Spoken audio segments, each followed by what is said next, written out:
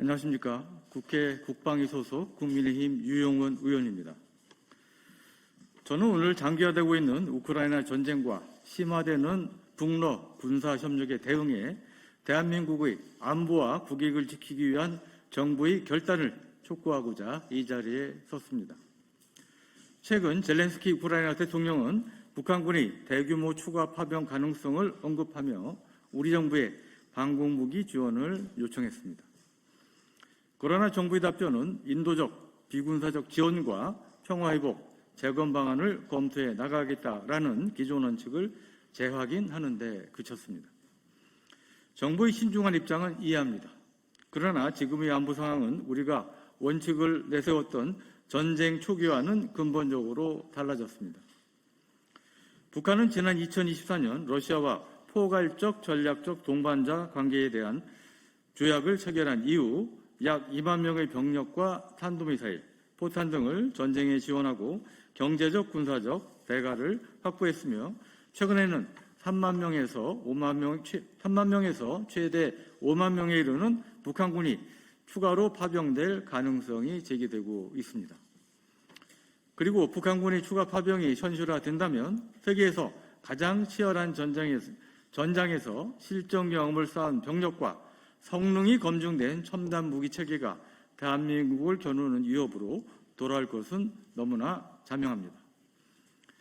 이러한 엄중한 안보 현실 앞에서 정부는 과거의 원칙만을 되풀이하는 것이 과연 대한민국의 안보와 국익을 지키는 최선의 선택인지 냉정하게 판단해야 합니다. 지금 당장 공격용 무기를 우크라이나에 지원하자는 것이 아닙니다. 우크라이나가 우리에게 요청한 방공체계는 상대를 공격하기 위한 무기가 아니라 미사일과 드론 공격으로부터 자국민의 생명과 국가 기반 시설을 보호하기 위한 대표적인 방어 무기입니다. 러시아 미사일 공격으로 인한 우크라이나 사상자가 대부분 민간인이라는 점에서 인도적 차원의 지원 명분도 있습니다.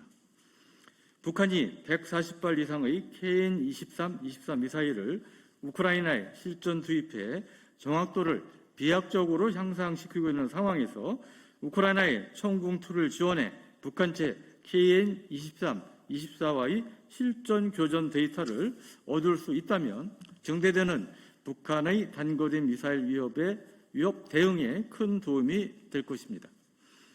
그렇게 우리 정부는 천궁2를 비롯한 방공체계 지원이 대한민국의 안보와 국익에 어떠한 효과를 가져올 것인지 전향적으로 검토해야 합니다.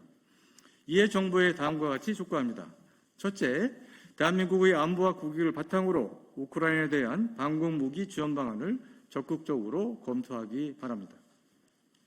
둘째, 미국과 우크라이나 등 우방국가의 군사협력과 전운 분석단 파견을 통해 북한군의 전술과 무기체계를 면밀히 분석하고 이에 대한 대응책을 마련하기 바랍니다.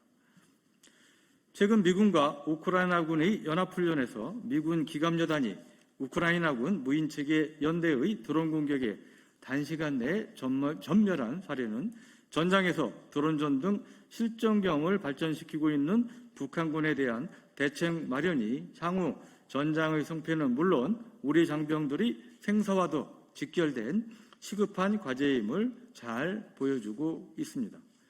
정부는 이러한 현실을 엄중히 인식해야 합니다. 셋째, 우크라이나에 대한 인도적 지원을 확대해 향후 평화 회복과 재건에 동참할 수 있는 기반을 마련하는 한편 북한군 포로의 조속한 송환을 위해 필요한 역할을 다해주기 바랍니다. 넷째, 북한의 파병과 북러 군사협력 확대에 대응해 국제공조를 강화하고 국제평화를 지키기 위한 역할과 책임을 적극적으로 수행해 주시기 바랍니다. 존경하는 국민 여러분, 대한민국 헌법 제5조는 대한민국은 국제평화의 유지에 노력하고 침략적 전쟁을 부인한다라고 명시하고 있습니다. 그리고 이는 대한민국이 국제사회의 일원으로서 국제평화를 지키기 위한 역할과 책임을 다해야 한다는 의미를 담고 있습니다. 평화는 우방국과 동맹국의 고통을 외면하고 무력 침공을 방관한다고 지켜지지 않습니다. 강력한 국방력과 국방력과 굳건한 동맹, 그리고 어떠한 안보 위협에도 맞설 수 있는 힘과 의지가 있을 때 비로소 지켜줄 수 있습니다.